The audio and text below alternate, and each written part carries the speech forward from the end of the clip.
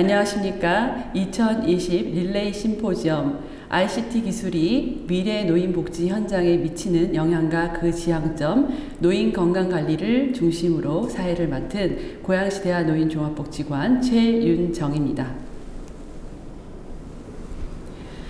본 행사는 사회복지 공동모금의 나눔과 꿈 지원을 받아 한국노인종합복지관협회, 한국노인복지학회, 독거노인종합지원센터, 고양시 대한노인종합복지관, 구로노인종합복지관, 목동실보복지문화센터, 판교노인종합복지관 공동으로 주관하였습니다. 앞서 화면에서 보신 바와 같이 11월 30일 1차 릴레이 심포지엄 기조 강연 ICT와 노인복지의 미래를 시작으로 12월 7일 2차 ICT와 사회변화, 12월 14일 3차 ICT를 활용한 트렌디한 건강관리 시스템, 12월 21일 4차 노인복지 현장의 ICT 적용 사례, 그리고 특별과정으로 노인복지 실천 현장 성과보고 사회복지 공동모금의 나눔과 꿈 골든서클이 총 4회에 걸쳐 매주 월요일에 진행됩니다. 본 행사는 한국노인종합복지관협회를 비롯한 주관기관의 유튜브 채널에서 송출되고 있습니다. 본격적인 1차 릴레이 심포지엄 ICT와 노인복지의 미래 기조 강연에 앞서 한국노인종합복지관협회 박노숙 회장님의 개회사가 있겠습니다. 안녕하세요. 한국노인종합복지관협회장 박노숙입니다. ICT 기술이 미래 노인복지 현장에 미칠 영향과 그 지향점, 이 제목만 보더라도 우리 협회와 한국노인복지학회, 독거노인종합지원센터의 고민이 묻어나 있는 것 같지 않습니까? 처음 경험하는 코로나19 바이러스로 인해서 전 세계민이 마음고생을 하고 있습니다. 그 중에서도 한두 가지 질병을 앓고 있는 우리 어르신들은 더욱 어렵고 버겁게 일상을 보내고 있습니다. 기조강연과 주제 발표를 해주실 김영선 교수님과 박영란 교수님, 김현미 센터장님께 감사드립니다. 치매 예방, 정서 지원, 인지교육 등 다양한 분야에 대해서 VR, AI, 웨어러블, 스마트 TV 등 다양한 기술과 적용 사례들을 만나게 해주실 현장 전문가 분들께도 감사의 인사를 올립니다. 이번 4차례에 걸쳐서 진행되는 포럼은 코로나19를 경험하면서 앞으로 변화될 사회, 우리가 맞이해야 할 세상을 미리 예측하기 위해서 기획했습니다. 미래에 대한 예측은 오늘이 있기 때문입니다. 이번 릴레이 포럼이 변화하는 세상에서 어르신들이 주체적이고 안전하게 살아갈 수 있는 길이 활짝 열리기를 바랍니다. 오늘 이 기획이 있기까지 골든서클 사업에 참여한 경기도 대화노인과 판교노인, 서울의 구로노인과 목동실버 관계자들, 그리고 공동모금의 나눔과 꿈 사업 모든 관계자들과도 2020년도의 연말을 희망으로 나눕니다. 그 희망이 사랑으로 승화되기를 바랍니다. 고맙습니다.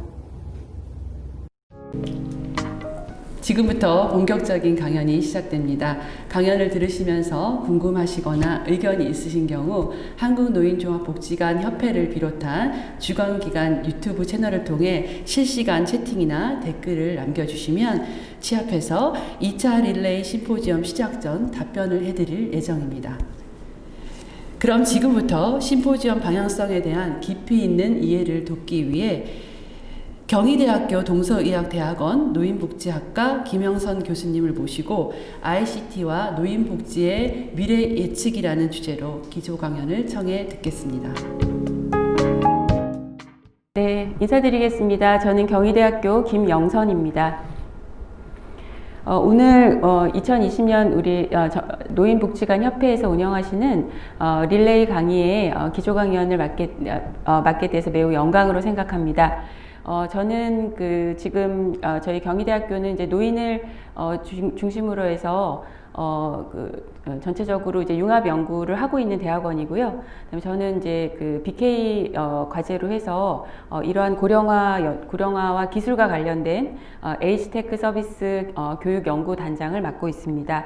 오늘 이렇게 그 의미 있는 주제에 그 기조 강연을 할 수 있게 기회를 주셔서 굉장히 감사하고 반갑습니다.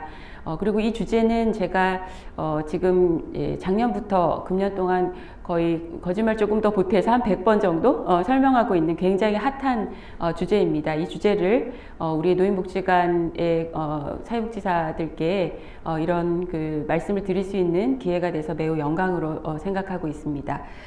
저는 오늘 전체적으로 ICT와 노인복지 미래 예측이라는 주제로 해서 설명을 드리겠고요.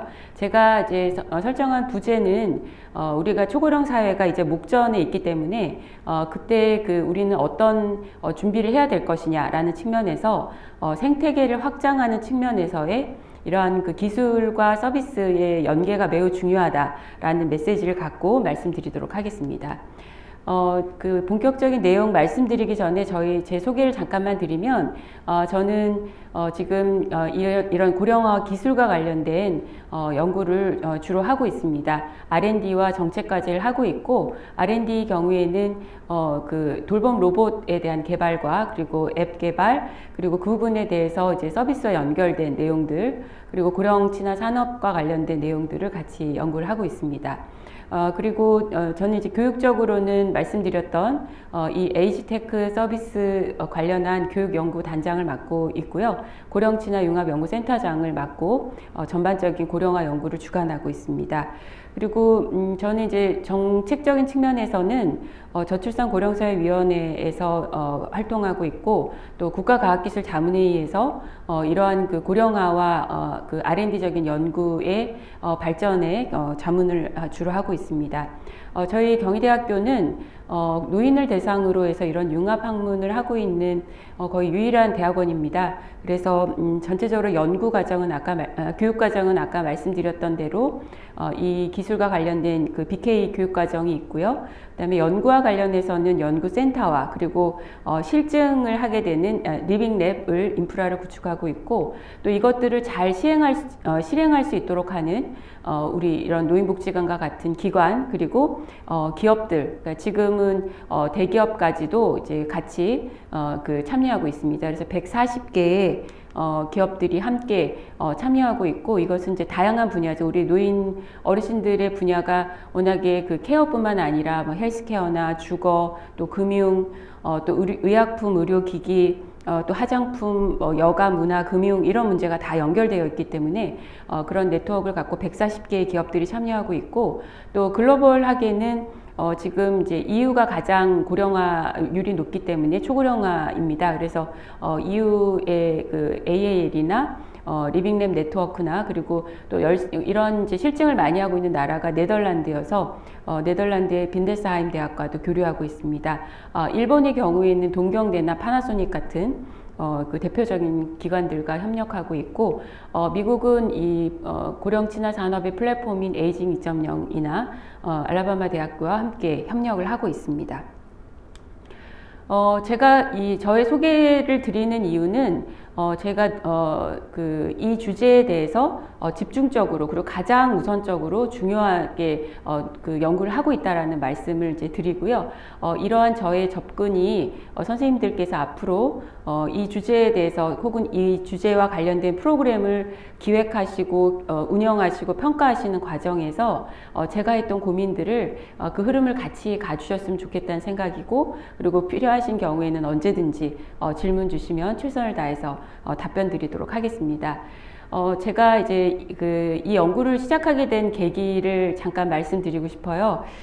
지금 이제 4년 전 이제 요맘때였는데, 학회를 하고 이제 전체 종합 토론 때 그 플로어에서 노인복지관에서 근무하시는 사회복지사라고 소개를 하셨어요. 제가 보기에는 20대 선생님으로 보였는데, 선생님께서 질문하셨어요. 4차 산업혁명 시대에 노인복지관에 근무하는 사회복지사는 어떤 역할을 해야 할까요? 라고 질문을 주셨습니다. 근데 그때 우리 그 발표자나 토론자 분들이 답변을 명확하게 드리지는 못했어요. 그때 당시는 기술과 고령화에 대한 논의를 하기는 전이었어요. 근데 제가 그때 연구를 이제 노인의 이동성, 우리 노인복지관 협회가 하고 계시는 고령자 이동 문제에 대한 R&D를 진행하고 있었던 상황이었기 때문에 그 부분에 대해서 설명드렸고, 그때 그 학회를 끝나고 나오면서 제가 결심을 했어요. 내가 이 고령화와 관련된 기술 문제에 대해서, 특히 이동과 관련된 문제를 보면서 이거에 대해서 우리 노인복지관에 근무하는 사회복지사 선생님들께 제가 조금 더 선배로서, 그리고 조금 더 먼저 이 기성세대에 일을 하는 사람으로서 답을 드려야 되겠다라는 생각을 했습니다. 그래서 4차 산업혁명 시대에 기술만 있으면 안 되는 것이고, 우리 노인복지관의 사회복지사 선생님들처럼 전문가로서 기술과 서비스가 연계된 그런 전략을 우리가 고민해야 된다라는 측면을 답을 갖고 연구를 열심히 하고 있습니다. 그래서 지금 이제 5년째 연구를 하고 있고, 그 결과 이제 BK와 같은 큰 이제 교육연구단에서 그 주제가 선정되는 의미 있는 성과가 있었습니다. 그래서 앞으로도 우리 이런 주제를 갖고 고민하시는 노인복지관의 사회복지사 선생님들과 함께 이런 연구를 같이 해봤으면 하는 그런 소망을 갖고 오늘 내용을 말씀드리도록 하겠습니다. 이제 제가 좀 내용을 길게 준비를 했어요. 근데 전체를 다 설명드릴 건 아니고 20분 주어진 시간 안에 말씀을 드릴 건데, 이거에 대해서 이제 내용은 좀 더 자세한 내용을 참고해 주시고, 제가 주로 드려야 될 내용 위주로만 설명을 드리도록 하겠습니다. 그리고 그거에 앞서서 제가 전체적으로 내용을 좀 정리해서 말씀드리도록 하겠습니다.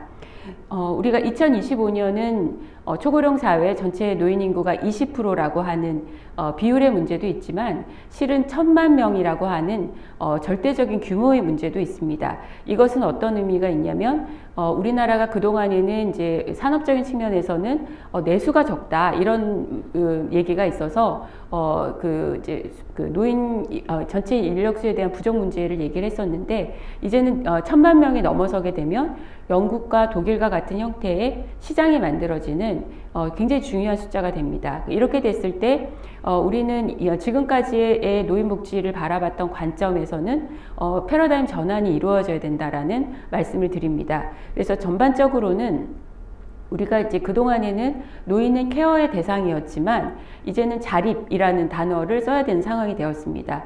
우리 한국 말로 이제 그 자립이라는 표현이 정확하게 전달은 안 될 것 같은데, 영어로서는 independent living이라고 하는 표현으로 일반적으로 쓰고 있습니다. 그래서 선생님들께서 자료를 검색하실 때 이 independent living을 검색을 해주시면 좋겠고요.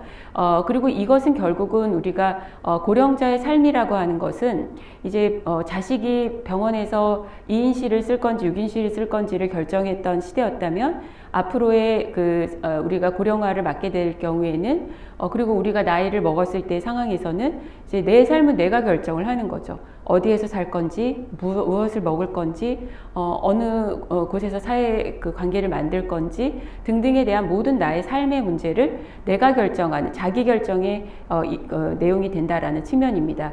실제로 이 고령 친화와 관련된 기술이나 전시회가 큰 것이 일본의 HCR이나 독일의 레아케어라는 전시회가 크게 있는데요.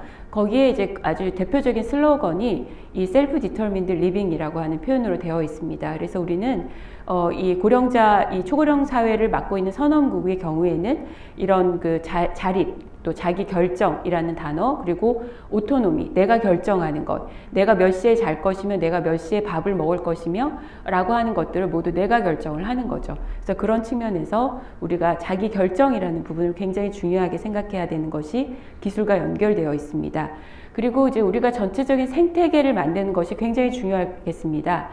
생태계는 우리가 기존에는 국가나 지역사회, 그리고 이제 공공의 영역에서만 어떻게 보면 책임을 강조했던 내용이었다면, 이제는 생태계를 서비스를 제공하는 우리 노인복지관과 같은 대표적인 기관에서 보다 인파워링 될 수 있는 그런 프로그램을 만들고 또 확산하는 데 기여를 해야 되겠고요. 그 다음에 이것을 사용하는 노인들이나 또 어르신들이나 가족분들이 이 부분에 대해서 의미부여를 하는 익숙해지는 측면이 중요하겠습니다.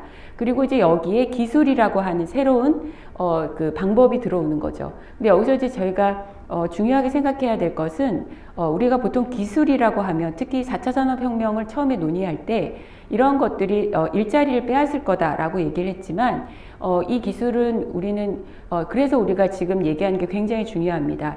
기술은 일자리를 대체하는 것이 아니고 우리의 전문성을 보완해주는 매우 중요한 역할을 한다라고 생각하게 되겠습니다. 우리가 처음에 사회복지 현장에서 IT 기반의 많은 이제 정보 시스템이 들어왔을 때 그때도 문제 제기를 했었어요. 이것이 우리의 사회복지사들의 원래 전문적인 서비스의 역할을 줄여주는 게 아니냐라는 그때 이제 우려가 있었는데 그때와 보다 훨씬 더 강조되고자 하는 것은 우리는 단순히 시간을 써야 되는 부분, 그러니까 행정적인 부분, 그리고 몸을 써서 신체적으로 부담되는 부분은 이러한 기술로 기술이 할 수 있도록 하고 그러니까 예를 들어서 우리가 세탁기가 들어오고 세탁기가 들어와서 손빨래를 안 하는 것의 편리성과 마찬가지로 우리가 몸을 써야 되는 일들은 기술이 하는 거고 사람이 제공해주는 서비스로서의 가장 전문적인 분야는 사람이 가장 잘할 수 있도록 하는 그런 내용들이 매우 중요하다라고 볼 수 있겠습니다. 그래서 그런 측면에서 제가 오늘 말씀드리는 부분도 이것은 기술이라고 하는 부분으로 국한된 대체제가 아니라 보완제이다라고 하는 측면 기본적인 입장을 갖고서 이후에 말씀을 드리도록 하겠습니다. 그래서 우리는 앞으로 초고령화 사회에서는 이 생태계를 늘려가는 부분이 굉장히 중요하다라는 관점에서 기술을 보고 그 기술은 사람의 서비스를 가장 잘할 수 있도록 하는 보완제다라고 이해를 해주시면 좋겠습니다. 제가 이제 설명드려야 될 것은 이제 세 가지로 요약할 수 있는데요. 전체 이 H테크에 대한 개념과 국내 현황을 설명드리고요. 그 다음에 이런 상황에서 우리가 지금 해결되지 못한 과제들이 무엇인지에 대해 설명드리고, 그 다음에 솔루션 차원에서의 생태계 확장 차원에서의 이 H테크와 서비스가 연결되는 필요성에 대해서 제안드리도록 하겠습니다. 첫 번째 개념과 국내의 동향입니다. 개념은 우리가 H테크라고 하는 표현을 이제 최근에 글로벌 동향에서는 많이 쓰고 있습니다. 이 얘기는 우리가 예전에는 한국에서는 고령친화 기술이라고 하는 표현으로 많이 썼었는데요. 영어로는 이제 제론테크라는 표현을 많이 썼어요. 그런데 이 부분이 조금 더 이제 노인만을 위한 기술로서만 오해가 될 수 있어서 에이지테크라고 하는 보다 연령 중립적인 표현을 쓰게 됐습니다. 그래서 이것은 우리가 현재 노인뿐만 아니라 미래 노인들까지도 다 같이 내가 나이가 먹었을 때 필요한 부분들을 어떻게 보완해 줄 거냐라는 측면에서의 나타나는 제품 기술을 의미하고 거기와 연관된 이 기술을 잘 쓸 수 있도록 하는 서비스, 우리 복지관에서 제공하는 서비스가 ICT 기반으로 앱으로 연결됐다, 아니면 로봇을 통해서 인지제할 프로그램을 한다, 이런 부분들이 모두 다 제품으로만 되는 것이 아니라 우리가 전문가를 통해서 슈퍼바이저 역할을 해야 되는 그런 슈퍼바이저를 통한 서비스가 연결되는 것까지를 우리는 모두 다 이 H테크 혹은 H테크 서비스라고 이름을 붙일 수 있겠습니다. 그래서 이것은 단순히 우리가 그동안의 기술이라고 하는 부분으로만 국한되는 것은 아니다. 보다 확장된 개념이다라고 이해를 해주시면 되겠고요.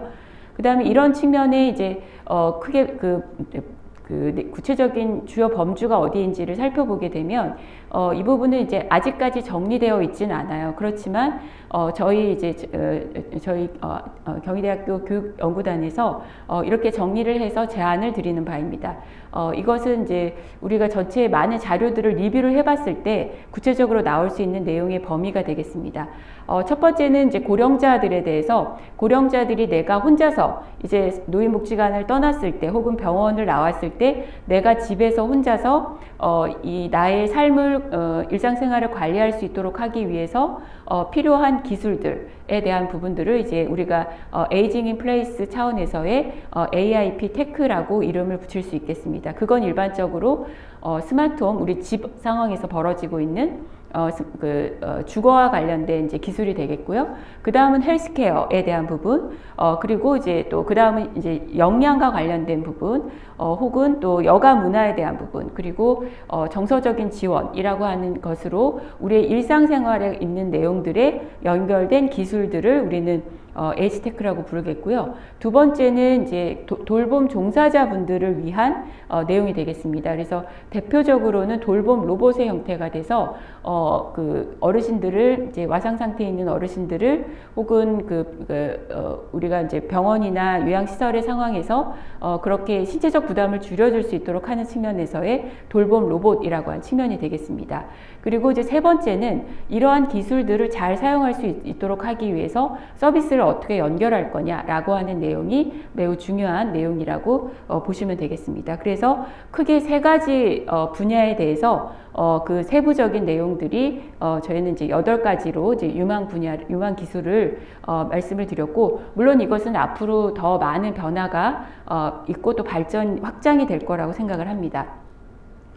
그런데 우리가 여기서 이제 중요하게 생각할 것은 이런 기술들이 모두 다 첨단 기술이어야 되느냐, 우리가 뭐 AI나 로봇이나 이런 빅데이터나 하이엔드 테크놀로지만에 대한 부분은 아니고, 우리가 기본적으로 워커라고 하더라도 혹은 그냥 침대라고 하더라도 이런 것들이 어르신들에게 도움이 되는 부분에 있어서의 기술들은 모두 다 이 H테크의 범위에 들어간다라고 하는 겁니다. 그리고 무엇보다 어르신들에게는 이러한 기술들과 서비스가 그 적정한 가격으로 제공이 돼서 쓸 수 있도록 한다. 이건 굉장히 중요한 이슈이기 때문에 기술의 범위를 매우 넓게 이해를 해주시면 되겠습니다.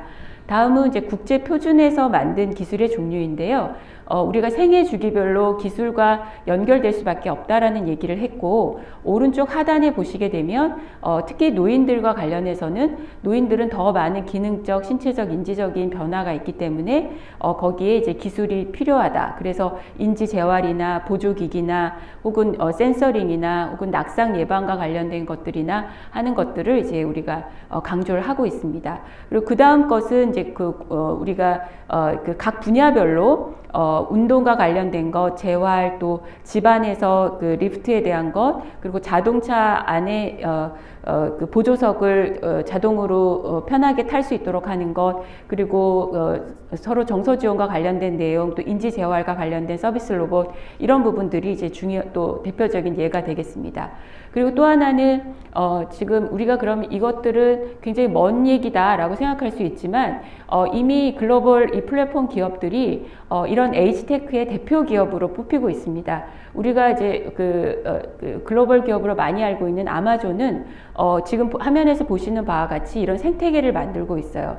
대표적으로는 알렉사와 같은 AI 스피커가 있고, 그 다음에 그 전체적인 그 헬스케어 앱을 갖고 있고, 그리고 그걸 통해서 그 식품을 만들었고요. 그 다음에 온라인으로 약국을 만들었고, 또 그것에 대한 그 응급 안전에 대한 부분으로 인해서 보안의 문제를 갖고 있고 하는 것들을 모두 생태계로 만들었고, 여기에서 엄청난 발전을 하고 있다라는 것을 볼 수 있습니다.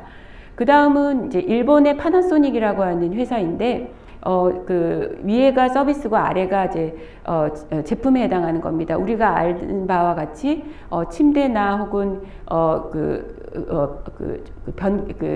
배변 용기나 혹은 그게 왼쪽에 있고, 오른쪽은 리쇼네라고 해서 전동 침대로서 반이 갈라져서 침대도 되고 휠체어도 되는 그런 거고요. 그다음에 스마트홈 형태로 이제 센서링을 모두 해서 연결되는 것, 혹은 스마트 미러라고 해서 내가 운동하고 활동하는 것을 그대로 보여줘서 잘하고 있는지를 확인해주는 그런 제품이라고 볼 수 있습니다. 그래서 그런 측면에 이제 그 제품적인 발전이 있었고, 이것과 연결해서 서비스 제공 고령자 주택 같은 곳에 이런 제품을 넣어서 이제 잘 사용할 수 있도록 하는 그런 이제 그 주거 형태의 발전, 그리고 그 안에 재가 서비스 차원에서의 데이케어 센터에 이런 기술들이 들어가는 노력들을 이 기업 차원에서도 하고 있는 측면입니다. 제가 말씀드리는 의미는 이게 꼭 기업이냐 공공이냐의 구분이 아니라 이러한 노력들을 이미 수요가 있기 때문에 민간에서 기업들이 더 열심히 하고 있다라는 걸 말씀을 드립니다. 그 다음은 EU가 또 이제 20%의 초고령 사회를 맡고 있는데 거기는 AAL이라고 하는 국가 프로젝트를 갖고 있습니다.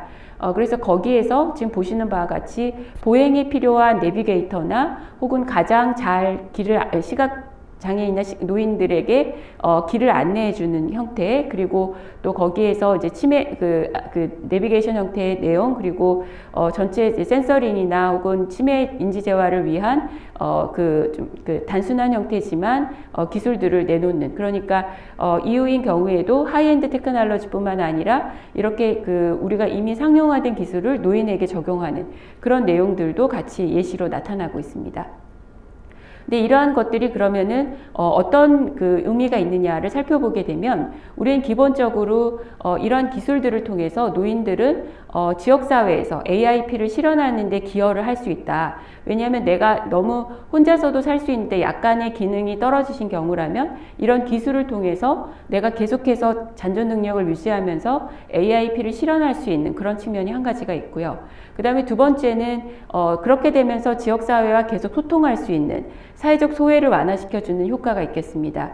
그리고 돌봄 종사 인력들에 대해서는 그런 이제 여러 신체적인 부담을 덜어드릴 수 있도록 해서 번아웃을 막고 또 거기에서 이제 일을 계속 하실 수 있도록 하는 그런 직업적 자긍심에게도 영향을 미칠 수 있는 그런 측면들이 나올 수가 있겠습니다. 그래서 이런 것들을 좀 연구 결과를 보게 되면 기술은 분명히 노인들에게 그런 삶의 질을 높여드리고 또 그걸 잘 쓰지 못하시면 그런 사회적 소외나 우울을 더욱 심화시켜주는 그런 이제 문제가 있습니다. 그래서 우리가 최근에 디지털 디바이드, 디지털 격차에 대한 논의를 할 때도 이런 부분들은 분명히 삶의 질에 영향을 미쳤고 건강 수준에도 영향을 미쳤다라는 것을 볼 수 있습니다. 다음 페이지는 조금 더 연구적으로 살펴보게 되면 우리가 이제 곡선을 보게 되면 맨 위에 있는 것이 건강한 노화의 상황입니다. 아래 낮은 노화는 이제 건강하지 못한 이제 아프신 그런 상황이 될 텐데 이 부분들이 결국은 우리는 건강 노화와 건강하지 않은 노화를 어떻게 이 차이를 줄여줄 거냐라고 하는 게 굉장히 중요한 이슈가 되는데 여기에 우리가 식사를 잘해야 되고 운동을 해야 되고 사회적 관계를 맺어야 되고 혹은 다양한 그런 중재 프로그램이 들어가야 되는 것과 마찬가지로 기술을 통해서 이러한 건강 노화와 건강하지 못한 노화의 갭을 줄여줄 수 있다라고 하는 효과를 보이고 있다라고 우리가 해석할 수 있겠습니다. 근데 이게 이제 굉장히 중요한 의미가 뭐냐면 오른쪽 그림을 보게 되면 우리가 보통은 이제 노화라고 하는 것이 되돌릴 수 없다라고 얘기를 하지만 노란색 B 커브를 보시게 되면은 나빠졌지만 예를 들어 노쇠해졌지만 우리가 사회적 관계, 우리 노인복지관에 나오셔서 계속 관계를 맺으시고 또 단백질도 드시고 운동을 하셨을 때에는 회복 탄력성이 노인에게 18%나 나타나고 있다라고 보이고 있습니다. 그래서 우리는 모든 것을 다 회복 탄력성을 가질 수는 없지만 18%의 정도의 노인들은 이렇게 많은 중재 프로그램을 통해서 좋아질 수 있다라고 하는 것들에 대한 연구 결과를 볼 수 있습니다. 이런 측면에서 우리가 사회관계가 갖고 있는 힘, 그리고 이제 역량에 대한 부분, 운동에 대한 부분 이런 것들을 열심히 해야 되겠고 이것을 잘 할 수 있도록 도와줄 수 있는 부분이 바로 보완적인 의미의 기술이다라고 하는 부분이고 이 기술을 잘 쓸 수 있도록 하기 위해서 우리 노인복지관과 같은 서비스가 매우 중요하다라는 시사점을 말씀드릴 수 있겠습니다. 그래서 해외 사례를 잠깐 보게 되면은요. 이걸 우리는 이제 조금 늦었어요, 오히려. 해외에선 이미 굉장히 많은 고민을 하고 있습니다. EU나 UN에서나 OECD에서나 4차 산업혁명의 변화를 겪으면서 똑같이 고령화 정책도 이러한 기술의 흐름에 따라가야 된다라고 주장을 하고 있습니다. 그래서 전체 아젠다를 얘기하고 그 다음 실행 전략을 얘기하는 수준까지 왔습니다. 그리고 각 국가별의 사례도 보게 되면 EU에서는 유럽 호라이즌 2020, 호라이즌 EU라고 하는 내셔널 리포트를 통해서 이러한 고령화와 기술을 연결하는 정책을 발표하고 있고요. 일본은 개호보험뿐만 아니라 국가과학기술기본계획에서도 이 고령화와 관련된 기술을 중요하게 생각합니다. 미국도 백악관에서 테크놀로지 리포트를 통해서 고령자에게 기술은 매우 중요한 국가 아젠다다라고 하는 것을 강조하고 있습니다.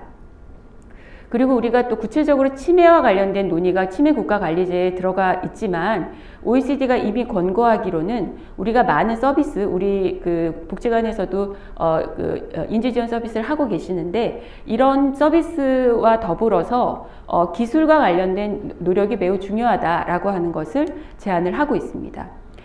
그래서 이제 이런 그 국제적인 동향은 이미 거의 7, 8년 전부터 이런 논의를 해왔고요. 그러니까 우리는 그럼 어디까지 왔는지를 잠깐 살펴보겠습니다. 이건 이제 제가 그린 그 전체 도표인데요.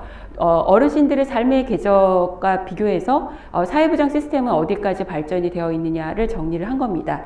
근데 보시게 되면 노후소득 보장 체계도 우리가 제도적으로는 거의 대부분 제도가 들어왔고요. 주택연금까지 확장된 개념이고 아래는 이제 건강보험을 통한 건강보장 시스템 그리고 그 노인개호보험 그리고 우리 노인복지관을 통한 다양한 복지 프로그램 이런 노력들이 들어와 있습니다. 그런데 이런 것들이 이제 그 제도적으로는 시스템적으로는 들어와 있지만 이 안에 우리가 그 내용을 충실히 하는 부분에 있어서는 아직 여전히 사각지대가 있는 부분이고 또 하나는 우리가 이런 많은 기술적 트렌드, 사회적인 사회경제적인 트렌드에 대한 변화들을 반영하지 못하는 문제가 나타나고 있습니다.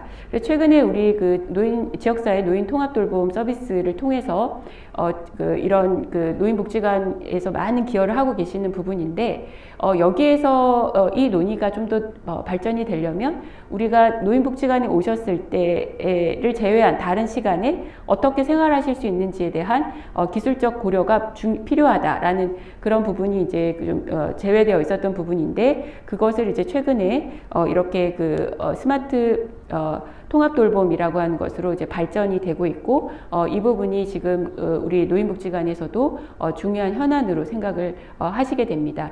이 문제는 우리가 실제로 그 원격 의료가 갖고 있는 필요성, 그러니까 우리가 지금 비대면 상황이고 또 지역적으로 특히 농어촌에 계셔서 어느 곳보다도 노인복지관에 오시고 싶으신데 오시지 못하는 분들에게 상담을 어떻게 해드릴 거냐라고 하는 부분들이 매우 중요한 내용이 되겠습니다. 예를 들어서 이제 치매와 관련된 예를 들면 지금 강원도 지역은 우리나라에서 원격 의료를 허용하고 있지 않지만 강원도 지역은 이미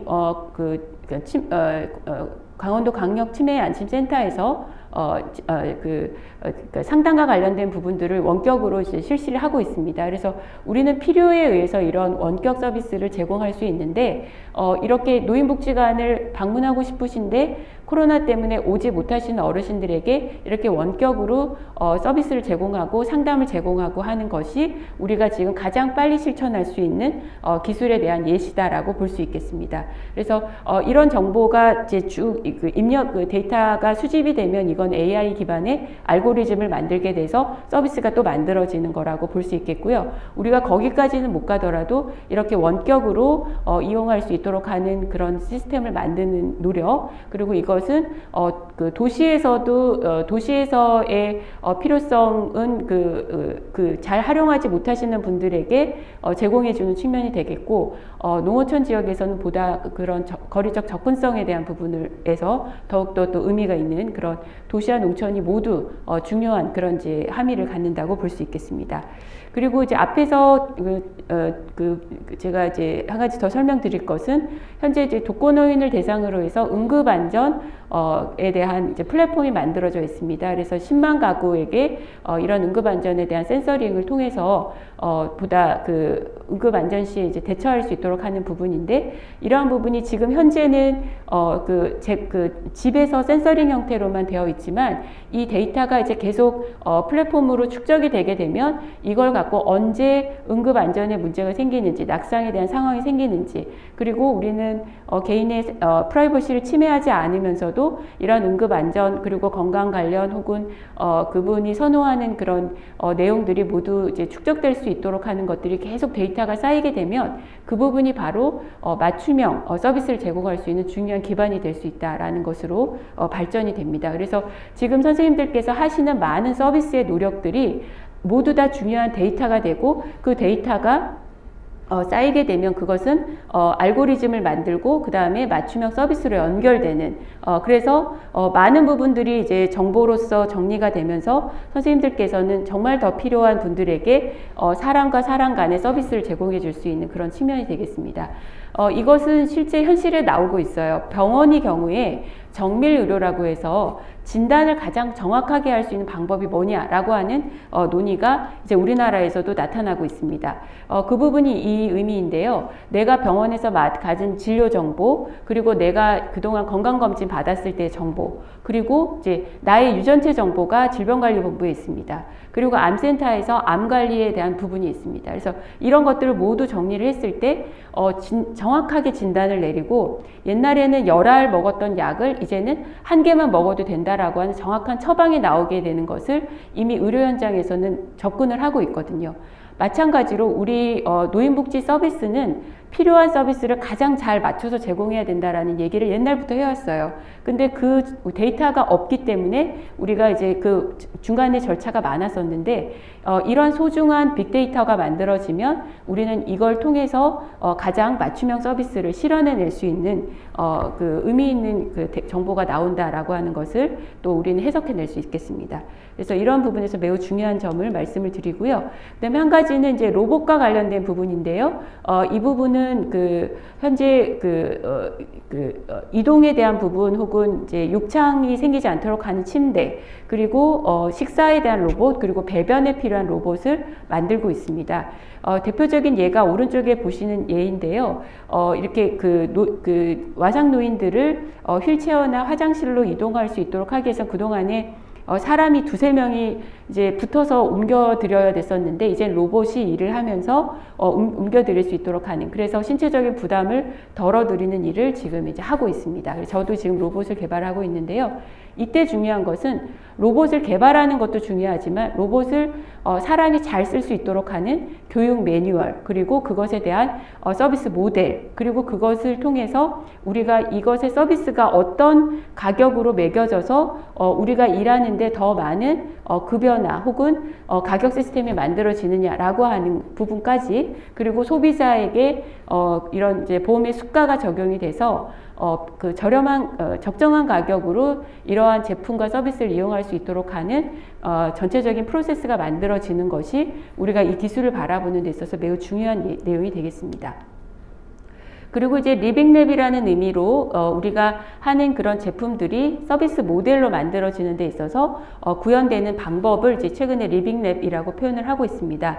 저희 학교에서도 이제 리빙랩을 만들고 있는데요. 저희 학교는 다른 곳과 다르게, 다른 곳은 대부분 제품에 대해서 공대에서 만들어진 그 리빙랩인데 저희는 이제 사회과학 기반의 서비스에 대한 실증을 위한 그 서비스 리빙랩을 갖추고 있습니다. 그래서 우리 지금 이런 제품들이 만들어졌을 때 서비스와 연결된 측면에서의 노력들을 굉장히 중요하게 이제 보고 있습니다. 그래서 이런 측면에서 저는 우리가 가장 그 사람에게 그 서비스를 제공하는 부분이 시행착오를 거치지 않으면서 필요한 내용들을 해내는 그런 방법론으로서 이런 리빙랩을 우리 노인복지관과 함께 연구하고 실행해 갔으면 하는 것을 이제 제안을 드립니다.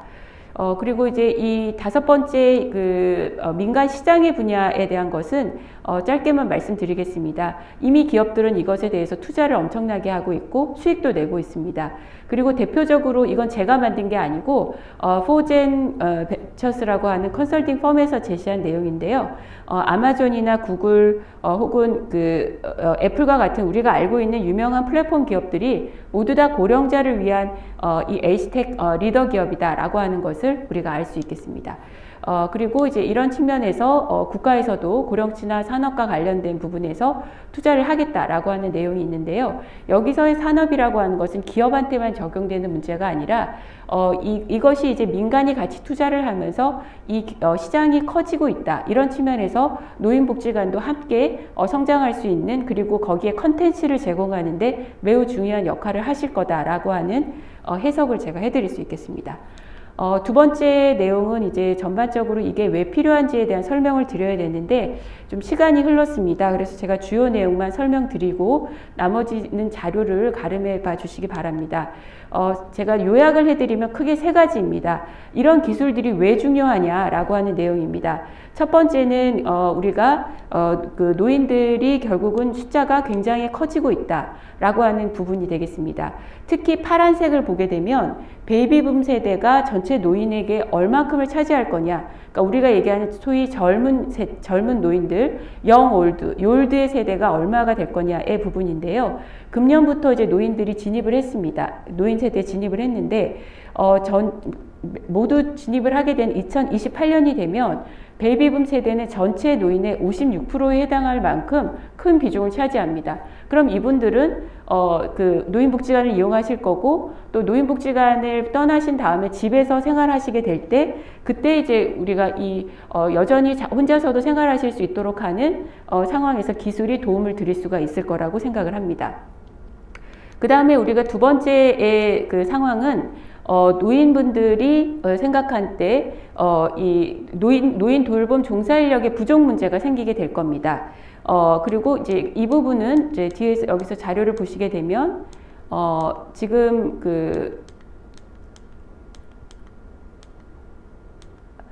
전체 2030년이 되면 우리나라의 노인 인구가 20%가 부족할 걸로 생각이 됩니다. 이것은 꼭 요양병원 시설과 같은 형태뿐만 아니라 전체 노인 인구가 늘어나기 때문에 이제 줄어들 거다, 노인 돌봄 조사 인력이 부족할 거다라는 얘기를 하고 있고, 이 부분에서 일본과 미국이 이미 그런 것들을 경험을 하고 있습니다. 그래서 이러한 그 노동력 부족 문제를 결국은 기술적 혁신으로 해결할 수 있다라고 얘기를 하고 있습니다. 세 번째는 이제 이러한 부분들이 기술이 만들어지더라도 노인들이 잘 사용하셔야 되는데, 이 부분에 대해서 어려움을 겪는 이제 디지털 격차에 대한 부분이 이제 생기게 됩니다. 영어로는 디지털 디바이드라고 하고 있는데, 저희가 노인 실태 조사를 보게 되면 10개의 기기를 사용하는 데 있어서 전반적으로는 이제 2개 정도의 기술을 사용할 수 있다고는 하는데, 베이비붐 세대와 80세 이상의 노인 세대가 아주 차이가 크게 나타납니다. 특히 우리 노인복지관을 이용하시는 분들은 60대와 70대가 많으시니까 이분들이 이제 필요한 그런 어려움들을 그때그때 맞춰서 드리고, 그러니까 잘 사용하시는 분들은 필요한 것만 알려드리면 되겠고, 모르시는 분들한테는 아주 명쾌하고 짧고 쉽게 반복적으로 기술을 사용하는 방법을 알려드리는 그런 그 테크놀로지 리터러시, 전자기기에 대한 이해 능력을 높이는 데 있어서 노인복지관이 역할을 해내실 수 있다고 생각합니다. 그런 측면에서 보게 되면은 기본적으로 이제 혼자 사시는 분들이나 아무래도 이제 독거노인이시거나 또 여러 이제 기능 제한이 있으시거나 하시는 분들이 이런 측면에서 사용에 어려움을 겪고 계시니까 그런 분들을 타겟해서 제공을 해주시면 되겠습니다. 그리고 이제 최근에 우리 이 코로나 상황으로 인해서의 변화를 잠깐만 살펴보게 되면, 코로나 상황은 전체적으로 노인분들의 활동을 줄여들게 했지만, 특히 노쇠한 분들은 더더군다나 활동을 못하게 되세요.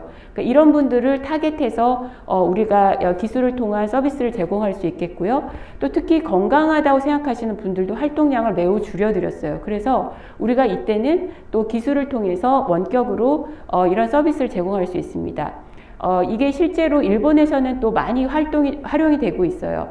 꼭 이런 코로나는 아니었지만 눈이 많이 오는 이제 삿포로 같은 지역에서는 활동을 못 하시게 되니까 그때는 그 집안에서 운동할 수 있는 운동 프로그램 혹은 서비스에 대한 내용들을 계속 알려드려서 집에 혼자서도 하실 수 있게 하는 그런 이제 프로그램을 만들었거든요. 그런 측면에서 보면 우리가 이 코로나 상황에 활동을 못하는, 특히 활동량이 줄어드는 노인분들을 위해서 이런 복지관의 서비스를 제공할 수 있겠습니다.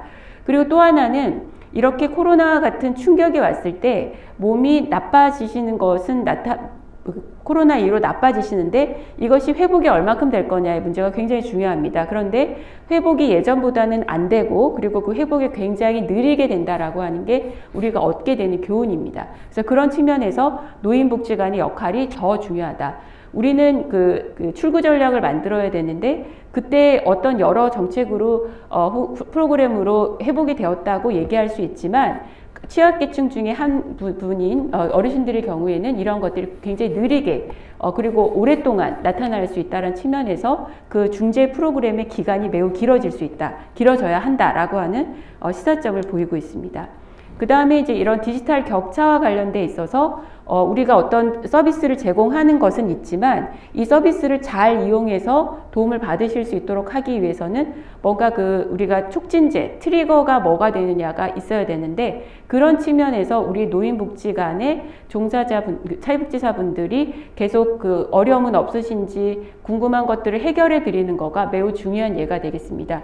그래서 미국에서는 이런 당뇨 관리에 있어서 이런 앱과 또 서비스 관리자를 같이 묶는 형태로의 것들을 이제 질병통제센터에서 하고 있는데 이때 그 사람들의 이름을 헬스 내비게이터라고 두고 있습니다. 그래서 저는 우리 이제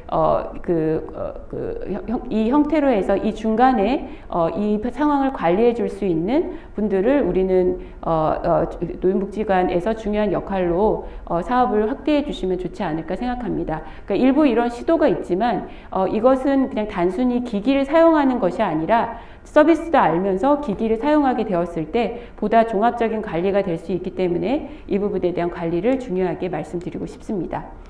그리고 이제 소비에 대한 부분이 매우 중요하게 나타나고 있는데 이 코로나 상황 이후에 어르신들이 소비를 전체적으로 줄인 점은 있지만 교육이나 통신과 관련된 것들은 오히려 다른 연령에 비해서 더 높게 나타나고 있어요. 그래서 이런 것들을 봤을 때 어르신들은 내가 비록 소득은 줄어들었지만 내가 필요한 것에 있어서는 돈을 쓰고 있다. 특히 통신이나 교육과 같은 새로운 영역에 있어서 지출을 늘리고 있다라고 한 측면은 굉장히 중요하게 해석해야 될 거로 생각이 되고 그런 측면에서 노인복지관이 함의를 가지셨으면 좋겠습니다. 그래서 끝으로 저는 이 부분에 대한 발전 전략을 뒤에 이제 자세한 내용은 참고해봐 주시는데요. 내용이 조금 낯설으실 수 있습니다. 이것은 제가 다 나중에 기회가 또 되면 말씀드리도록 하겠고요. 제가 말씀드리고 싶은 것은 이 표 하나로 해서 정리해서 말씀드리겠습니다. 우리는 이 기술을 개발자, 디벨로퍼 입장에서 말씀드리는 것이 아니라 개발자가 잘 개발할 수 있도록 사람 중심의 관점, UI, UX를 제공하는 게 중요하다. 그건 결국은 컨텐츠의 문제인데 그 컨텐츠의 제공자가 바로 우리 노인복지관의 사회복지사분들이다라고 말씀드리고 싶고 그것의 결국은 관점은 어르신들이 자기 삶을 결정할 수 있도록 하는 자기 결정이라고 하는 가치를 반영하는 것이 매우 중요하다. 우리가 이 기술이 나왔으니까 이 기술을 갖고 있으니까 그냥 디벨로퍼가 한번 만들고 끝나는 게 아니라 이것은 철저히 사람에게 기여할 수 있는 그런 기술이 만들어져야 된다라고 하는 관점은 결국은 우리 사회복지사분들이 제공해 줘야 된다라고 한 측면을 말씀드리고 싶고요. 그 다음에 이제 우리가 이 상황에 대해서 기술, 제품이라고 하는 것과 더불어서 서비스가 반드시 연계가 되었을 때 이 기술은 의미를 갖고 더 효과적일 수가 있다라고 하는 거죠. 우리가 예를 들어서 배변 로봇이 만들어졌어요. 그랬을 때 그것을 결국은 써야 되는 분들이 돌봄 종사자 분들이신데 그분들이 이런 로봇을 사용 방법을 잘 모르신다라고 한다면 이 기술은 잘 사용하지도 못할 뿐더러 우리가 집에 이제 실내 바이크 사놓고 사용하지 않은 거랑 똑같거든요. 그래서 그런 측면에서 교육 매뉴얼을 잘 만들고 이것에 대해서 전체적으로 계속해서 그 사용 시에 불편한 점이 기술 개발에 연결될 수 있도록 하는 선순환 구조가 만들어지는 것이 매우 중요하다라는 강조 말씀을 드립니다. 그리고 이런 측면에서 우리는 교육 매뉴얼을 만들어서 이 부분을 적극적으로 활용할 수 있고 교육이 계속해서 이루어질 수 있도록 하는 것이 매우 중요하고 이러한 측면에서 앞으로는 그리고 이제 이미 해외에서도 이 분야에 이런 특화된 기술과 서비스와 관련된 직종들이 나오고 있는데요. 모두는 아니시지만 우리가 현재 하고 있는 선생님들의 일 중에서 기술과 연결되었을 때 더 효과적이라고 생각되는 것들에 대해서는 좀 파일럿으로도 잡아서 이러한 노력들을 하시고 또 이런 교육 매뉴얼 그리고 이 부분이 이제 나중에 서비스 모델로 발전되는 그런 측면에서 함께 노인복지관과 기여를 하면 좋겠습니다. 그래서 이런 측면은 결국은 이제 우리가 비용적인 측면에서 부담을 줄여줘야 되는 부분이 있기 때문에 이런 측면에서 이제 그 공적 건강보험 수가나 장기요양보험 수가와 같은 형태로 수가가 연결되는 공적 급여가 매우 중요하다라는 말씀을 이제 드립니다. 그래서 이제 이러한 내용들을 제가 이렇게 자료로 만들어 드렸으니까 관심 있으신 분들은 조금 더 살펴봐 주시면 좋겠고요. 저는 이제 특히 이제 마무리를 하겠습니다. 우리는 이런 기술에 있어서 교육 훈련이 매우 중요하고 다른 나라 사례에 있어서도 이런 측면들이 교육이 이미 잘 되고 있다라고 하는 걸 말씀드리고요. 우리는 결국 앞으로의 이런 불확실한 미래에 어떤 일을 해야 될 거냐라고 하는 것은 결국은 정답이 없어요. 문제 해결이라고 하는 우리가 그 전반적인 이 문제를 보고 그것에 대해서 문제를 판단하는 문제 해결 능력을 기르는 것이 매우 중요한데 그런 측면에서 그 안에 이 기술이라고 하는 요소 그리고 기술과 서비스가 연결되는 요소가 있다라는 점을 다시 한번 강조드리고 싶고 그런 측면에서 우리 노인복지관이 다른 기관보다 훨씬 더 앞서가는 그런 노력을 하고 계시다라는 점을 말씀드리고 싶습니다. 그래서 이런 부분에서 저희 학교에서도 이런 준비를 하고 있으니 노인복지관 협회와 함께 이런 그 전체적인 사람에게 맞추어진 그런 기술이 개발되고 서비스와 연결되는 그런 노력들을 같이 해 나갔으면 그리고 실증으로도 같이 파트너십을 만들어 갔으면 하는 그런 제안을 드립니다. 감사합니다. 네, 김영선 교수님의 기조 강연을 통해 이번 심포지엄이 언택트 시대의 노인복지관이 나갈 방향과 자생 방안에 대해 깊이 있는 고민과 논의를 나누는 소중한 시간이 되리라는 기대가 됩니다. 오늘 기조 강연을 끝으로 1차 심포지엄을 마무리하며 안내사항을 말씀드리겠습니다. 오는 12월 21일 4차 심포지엄을 마친 후에 기념품과 책자를 우편 발송해드릴 예정입니다.